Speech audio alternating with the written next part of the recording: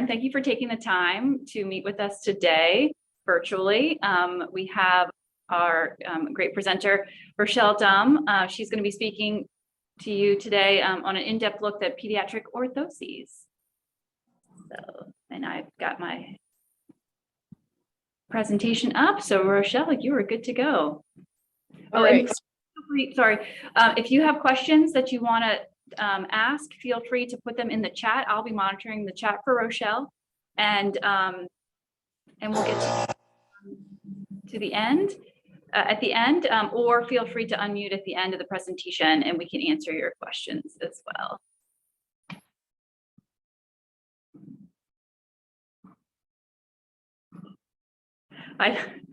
Rochelle's got some extra points back there.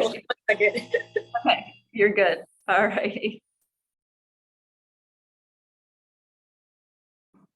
Take it away, Rochelle.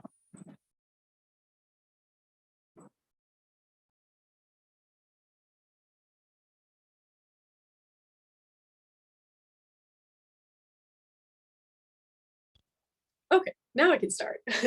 So thanks, Angie, for the introduction. So today's going to be a brief look at pediatric orthoses for patients with spinal muscular atrophy. Thought it would be just kind of an interesting topic for today.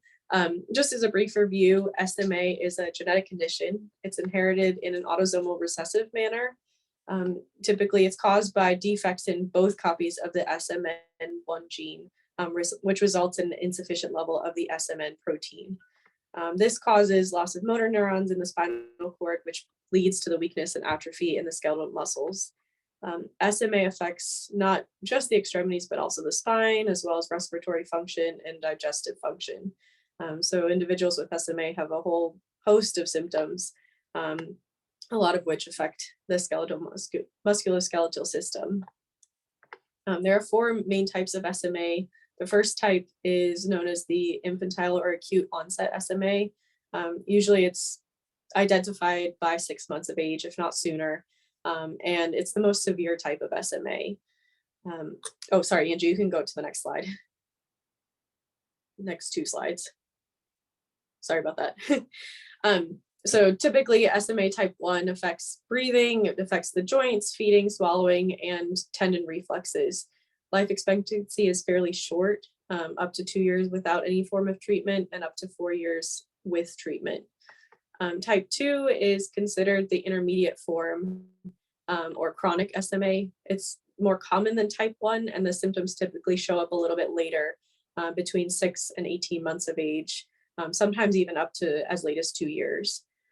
Patients with SMA type 2 can typically learn to sit unassisted. They can ambulate with or without an assistive device, but they also typically have some form of respiratory difficulties and may have some feeding issues as well. And they also frequently develop neuromuscular scoliosis over time. Then moving down the line, type 3 is typically less severe than 1 and 2, and symptoms show up later, typically after the child has begun to ambulate. And then type 4 has a much later onset after 21 years of age, and it's the least severe type. The patients that I typically see have type 1 or type 2, so that's what I've had exposure to. But anyways, just a little bit of background here. Angie, you can go to the next slide. Okay, so neuromuscular scoliosis develops in these patients typically before 1 year of age for those with type 1 SMA, and between years 1 to 7 for type 2. But it's very common, especially for the non-ambulatory patients with SMA.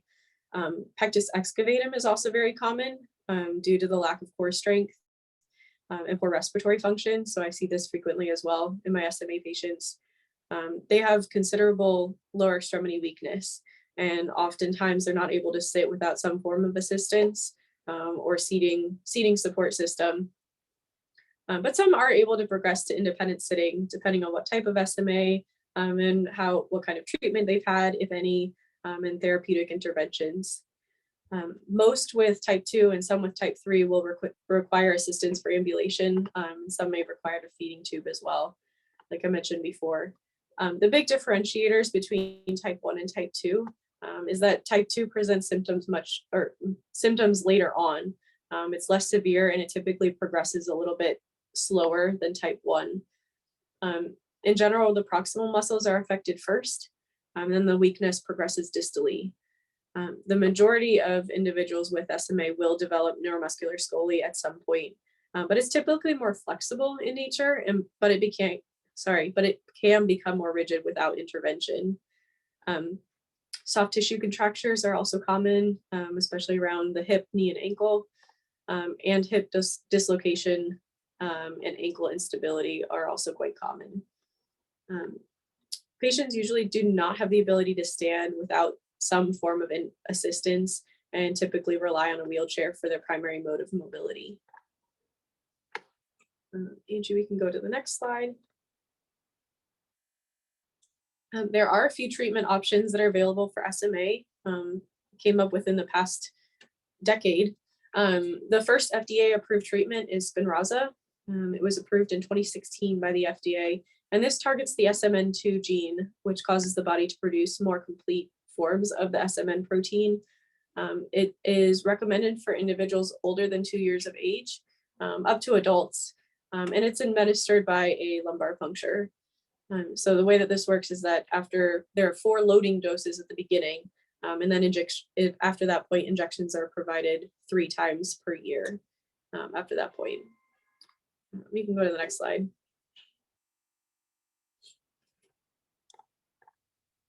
Okay, so studies have shown that Spinraza is effective at improving motor function, especially beyond milestones that untreated individuals may ever reach. So that is exciting. But the studies that I was reading said that it doesn't actually really delay the progression of scoliosis that's associated with SMA. There is also another drug that's available for treatment, but it's taken orally rather than via lumbar puncture, but I didn't include that one here. But anyway, so there is a form of drug treatment available for SMA that does improve motor function, but has kind of a more minimal effect on the progression of the scoliosis. Angie, you can go to the next one. And then another form of treatment is gene therapy. This form was approved in May 2019 for patients who are under 2 years of age. It's administered by a one-time IV injection in which new copies of functional SMN1 genes are injected directly into the bloodstream. And then they instruct the body to make more of that SMN protein. So we'll move on, go ahead and move on to the next slide. So moving on to kind of how I fit into the equation. So how does orthotic intervention fit into the treatment plan? The important thing is that orthoses are only one part. They're not meant to supersede any ongoing medical procedures or therapeutic intervention. And of course, as function changes as a result of treatment, so must the orthotic intervention. So we can go to the next slide. So the orthotic needs of the pediatric population differ somewhat from the adult population. The first goal is to maintain functional range of motion as the patient is growing. We also want to help the patient perform functional movement and use their active strength for age-related activities that are developmentally appropriate. We want to avoid motions that interfere with function or cause pain. For example, excessive wrist flexion or extension that prohibits any sort of active bimanual grasp. And we want to help develop a stable base of support for movement, whether starting at the trunk or the extremities, whether the patient is in a seated or standing position. Preventing deformity is key, especially in the SMA population, as contractures and deformities are really common. Scoliosis is a primary concern, but also lower and upper extremity contractures can form because of the hypotonia. And lastly, we want our patients to be able to interact well with their peers. Move forward. So orthotic goals can be divided into 3 main categories. The first goal is anatomical or alignment-based goals, which include maintaining the foot and ankle in a neutral alignment and preventing deformity at the ankle and foot. Most of the SMA patients that I've seen have presented with pretty significant midfoot collapse and hyperpronation. But some of the studies that I was reading have shown that patients with untreated SMA can also develop equinovarus contractures. I haven't seen that in the population that I've seen, but it's also quite limited. For those who are able to stand and weight bear, and a standard control of the knee alignment is also required. And many with SMA also present with hip dysplasia, and typically this is managed conservatively, so we don't do a lot from an orthotic standpoint for the hips. All right, can move forward to the next one. And then with respect to the spine, scoliosis is most common with SMA type 2. And like I said before, it typically develops between age 1 and 7. And scoliosis is present for the majority of non-ambulatory neuromuscular patients. Can lead to other chest wall deformities. I mentioned the pectus excavatum earlier today. Can also contribute to complications with gait, reduced respiration, and other things. So it is important to manage the scoliosis. Some studies have shown that progression of the scoliosis in patients with SMA type 2, that the scoliosis progresses by 5 to 15 degrees per year. So it does progress quite rapidly, and 3 to 5 degrees in SMA type 3 patients. The use of a TLSO to combat the scoliosis can help promote more upright posture in these patients. It can help with respiration. It can help them be more independent in sitting and more stable for standing as well. And it can also alleviate some of the other discomforts that they develop over time. One of the biggest benefits is with feeding as well, to make sure that the digestive system is functioning as well as it can. But it is important to note that the TLSO will not necessarily halt or eliminate any progression of the scoliosis, as it is a neuromuscular condition as opposed to just an orthopedic condition. But it can help slow the progression and delay the need for surgery. SMA scoli curves are typically more flexible than other neuromuscular conditions. And the amount of correction that you're able to get with the TLSO can depend on how quickly therapeutic intervention is introduced and if they're undergoing any form of treatment. Angie, we can move forward. The second category in, as far as our orthotic goals are concerned, is function-based goals.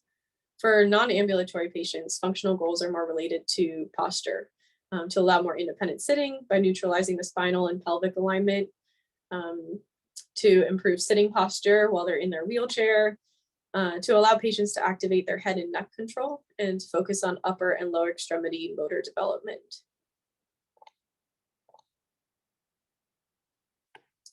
For weight bearing and ambulatory patients, goals also include maintaining the foot and ankle in a neutral alignment, establishing an efficient and natural heel-toe gait pattern, reducing excessive trunk movement, controlling forward progression to decrease their fall risk. And most patients with type 2 SMA will require some form of assistive device for ambulation, but the goal is always for more independent ambulation over time.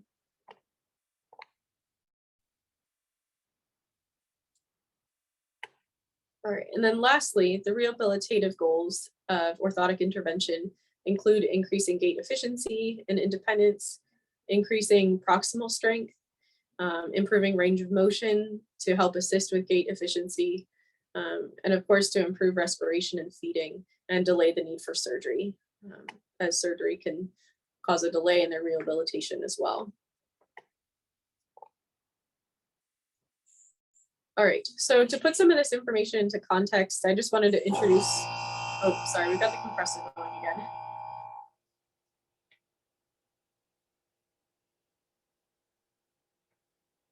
Hold on one moment.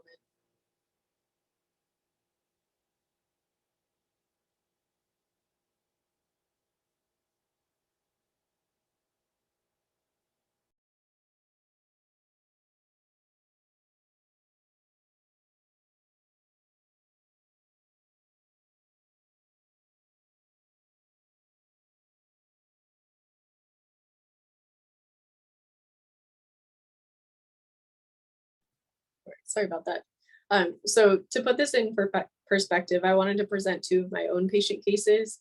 I haven't seen any I wouldn't say that they're necessarily complex cases that I was working with, but I think it does really show the progression of SMA and how our orthotic interventions kind of change over time to meet where these patients are at. So the first patient I want to introduce, she's currently 5 years old, female patient. She started Spinraza treatment before she was 1 year old. So I don't know when she started exactly, but she's been on Spinraza for a long time. And by 11 months, she was already rolling over. She was sitting independently, and she was already able to reach forward to interact with her environment. And she was standing with assistance already at 11 months. So she was doing a lot already. But she still had significant lower and upper extremity weakness as well. And the first goal was really just to get her to be able to use her upper extremities a little bit more independently and pull to stand more independently as well. So you can move to the next slide, Angie. So since I started working with her, she presented with basically complete midfoot collapse and weight bearing. Since I started working with her, she's progressed from supported standing to assisted ambulation over the past few years, with or without her AFOs, but she still has significant midfoot collapse, which definitely compromises her balance when she's standing and walking, and it places her at a higher risk for developing a deformity over time or an injury to her lower extremities. Her hind foot is pretty flexible, and she does have adequate dorsiflexion when her hind foot is maintained in a subtalar neutral alignment. So she does have good range of motion. The tendency when she's standing is to crouch, although that has gotten significantly better over time.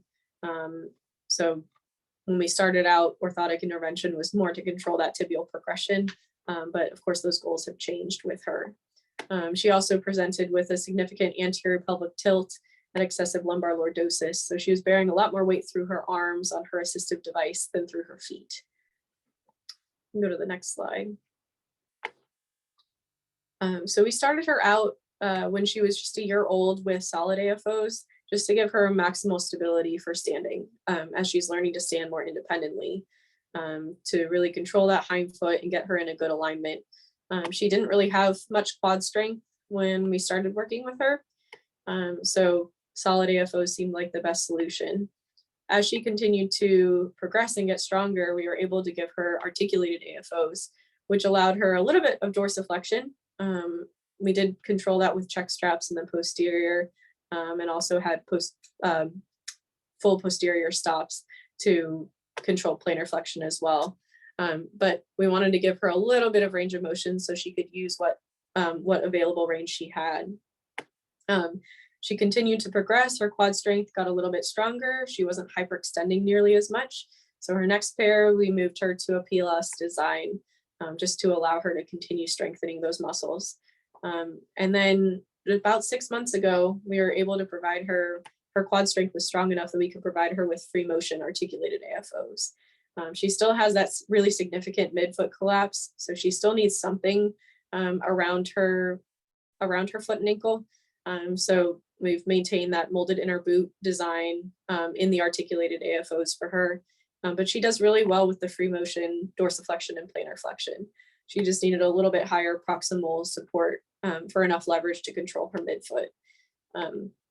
So she's doing well with those right now, but we've really progressed from something that's incredibly stable. And as she's continued to grow and strengthen with her Spinraza treatment, we've been able to give her something that's really providing very minimal assistance to her ankle in the sagittal plane and more just that midfoot control.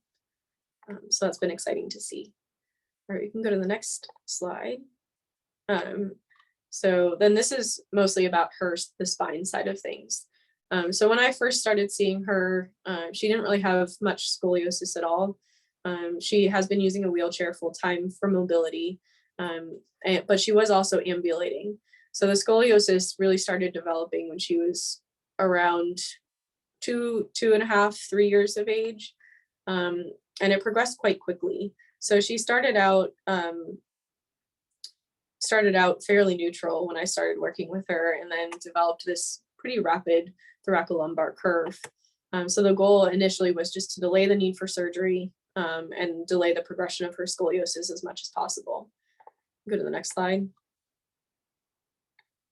So went fairly aggressive for the first TLSO, full rigid posterior opening, thermoplastic TLSO for rotational control and for sagittal and frontal plane control. And so she was instructed to wear the device for 23 hours a day. We can go to the next slide. Shortly after that, though, I think it was under a year later, she actually underwent installation of the MAGEC rods in her spine to stop the progression of the scoliosis as she continued to grow. So she wasn't in the thermoplastic TLSO for very long, but now she has the MAGEC rods in her spine to help with the scoliosis. But she still presented with some rotation in her spine that the OT really wanted a TLSO to help reduce. So one of the issues is that her spine is now fixed in the sagittal and frontal planes because of the MAGEC rods, but she still has had some of that it was more scapular rotation than anything else, but it was causing her to lose balance when she was ambulating. So we wanted to do something that was a little bit dynamic to help pull her into that corrected position while still allowing her to actively correct. Angie, we can go to the next slide. Actually, we can skip this one. I already said that. So the design that the OT and I came up with was a SPIO Odyssey, which has a full posterior low temperature thermoplastic panel that can be molded directly to the patient. It has a flexible anterior apron and the shoulder straps as well. We thought that with this dynamic elastic material that the device would be able to, we could control the rotation a little bit better, but the material was soft enough that the patient could still push against it and strengthen her own muscles. So it's not halting her progression, it's still allowing her to actively correct her posture, use those abdominal muscles that she's gaining to actively correct her alignment. And the orthosis will also help provide adequate support to the MAGEC rods as she continues to grow to optimize the effect of the surgical procedure. All right, we can go to the next slide.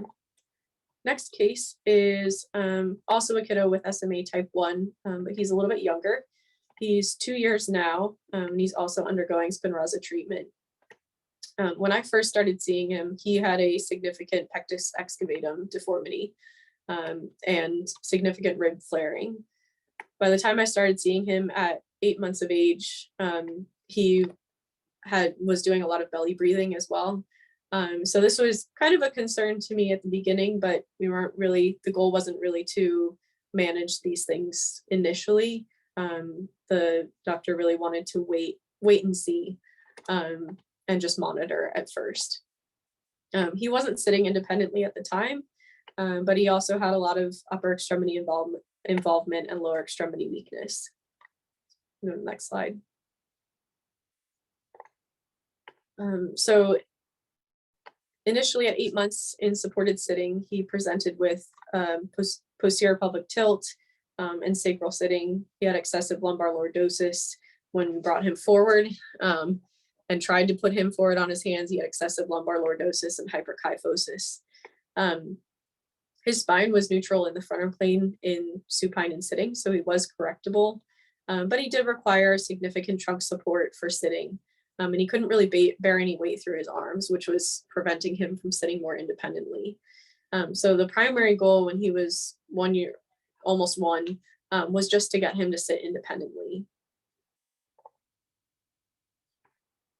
So I provided him first with a SPIO Expedition TLSO, which has the rigid X panels in the posterior and then the soft anterior elastic panel. We also made rigid thermoplastic wrist, hand, finger orthoses for him so that he had something rigid to push against in front of him to help keep him up. We later provided him with the SPIO Odyssey, like the patient before, with the full thermoplastic panel in the back. He just needed a little bit more support as his spine began to change shape. But the wrist, hand, finger orthoses worked really well for him during that transition so that he could become more independent with sitting.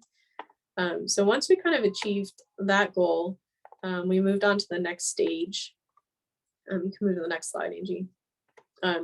He developed more, his scoliosis progressed as he turned 2, as did the pectus excavatum. So now he presents with a larger right thoracic and left lumbar curve. Both are fairly flexible, and they both have rotational components to the scoliotic curvature. The rib flaring is definitely worse than it used to be, and he's still presenting with sacral sitting when he's trying to sit independently. He's now using a stander, so he also needs AFOs to help improve his foot and ankle alignment to decrease risk of deformity or injury. And of course the TLSO to delay the progression of the scoliosis. All right, move forward. So for the spine, I recommended a single posterior opening TLSO for him. Wanted to do the belly cutout because he does have a G-tube and he really breathes through his belly. So I wanted to make sure he had enough space for that. The design is rigid in the material, but it still is somewhat flexible to allow him to move for functional tasks, but it still maintains his spine in a neutral alignment. For the AFOs, he has a lot of skin sensitivity and global weakness. So I'm starting him out with solid AFOs, and we can definitely add more flexibility to the device over time as he can tolerate it. I would envision that as he grows, he's bearing more weight through his feet, that he would follow a similar progression as my other friend, that we're able to give him a little bit more movement over time. But for right now, we just want something stable he can use in the stander, help support his collapsed midfoot. Move forward to the next slide. So what's so important about PEDS patients, and especially for SMA, is we need to plan ahead, not just for growth, but also for functional change. SMA is progressive with or without treatment. So we want to provide a device that will work functionally where they're at right now, but also look to where they're headed. So we can plan for changes in function. There are a number of ways that we can do this. For example, if we think that eventually a patient might benefit from having more range of motion at the ankle, we can build joints into the orthosis, keep it solid initially, and then articulate it later on. Depending on what the time frame looks like, we might just elect to do a different device for that patient if it turns out that they need something articulated. But we can plan ahead for that, depending on what the time frame is. We can also have AFOs fabricated with molded inner boots that can be removed and used independently. For example, for a patient who spends a lot of time on the floor crawling or in a tall kneel, but then they need something more rigid for them to be able to stand in a stander or for gait training. Go to the next slide. So we can certainly optimize the device design for patients' needs, whether it means different materials, unique alignments, different features, that sort of thing. Of course, different materials have many different properties. We can use cutouts to our advantage to create flexibility in certain places. We can add corrugation to create stiffness in other areas, etc. So lots of things that we can do with different materials. All right. But there are also a lot of limitations as far as what we can do. So for example, materials can't be rigid for a certain activity and then be flexible for another. So one workaround that we can do is basically creating two devices in one. I talked about this previously. There's actually one particular device that is on the market. It's called the SureStep Indy 2-stage.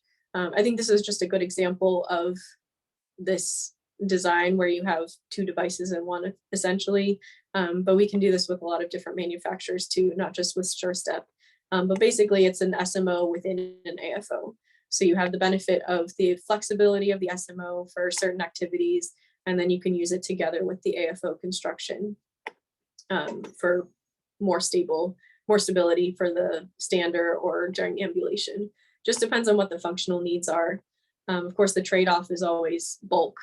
So if you are planning to use it in a shoe, making a design like this can definitely cause more issues with finding shoes. Then there are also limitations on certain products that are available. There are a few prefab devices available for the PEDS patients, but the majority of PEDS devices will be custom molded to a cast or to measurements of some type. What I mean by that, prefab would be strictly off the shelf, delivered directly to the patient. Custom fit would be a prefabricated device that's somehow customized to the patient, whether it's grinding a carbon foot plate or somehow molding the device in a skilled manner, and then custom molded being truly custom to the patient. Another limitation that we run into sometimes is limits from the insurance. Sometimes this means for a patient that needs nighttime bracing, they may not be eligible for 2 different sets of bracing. At Dinkmeyer, we look ahead, we really look at patients' benefits to see what they will have so that we can make the best decisions for each patient as it pertains to their policy. So we do look ahead for those things. But that's something to keep in mind too. Of course, it's based on medical necessity as well. But sometimes there are still limitations as far as how many devices people can get within a certain time frame. So if they have to wait a little bit longer, we want to make sure we can modify the device to make sure that it's working for that time frame. And lastly, if a patient won't wear a particular device, or if the parent won't put the device on, or they don't know how to put it on, that's a limitation of the device. We want to make sure that the device can be worn and it's accepted by the patient and their parent. So sometimes we have to make compromises to ensure that the device can be used for their intended purpose. All right, next slide. As always, I can't really emphasize this enough. Our patients need to be part of a care team with all the pieces of the puzzle to help them be the most successful. We're so grateful for the collaboration that we have with you all, as you're really vital to our patients' success. But we want to make sure that all the members of the team are a part of these patients' care. So I think that's it. The next slide is just references. And then if you want to go to the last slide, Angie, thank you so much for attending today. If you have any ideas on what you would like to see, you can either pop an idea in the chat or you can send an email to academy@dinkmeyer.com. Our next session will be on October 13th. And if you have any questions, feel free to throw them in the chat or you can unmute. I can't see any of you, but I can hear you. Thank you, Rochelle. There's no questions in the chat at the moment. But again, thank you all for attending. This session is completed, but if you want to stick around for a couple of minutes, if we do have any questions, happy to answer them. Thanks, everyone.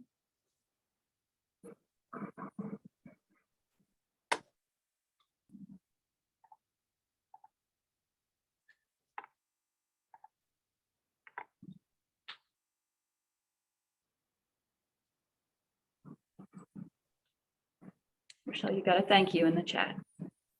Thank you.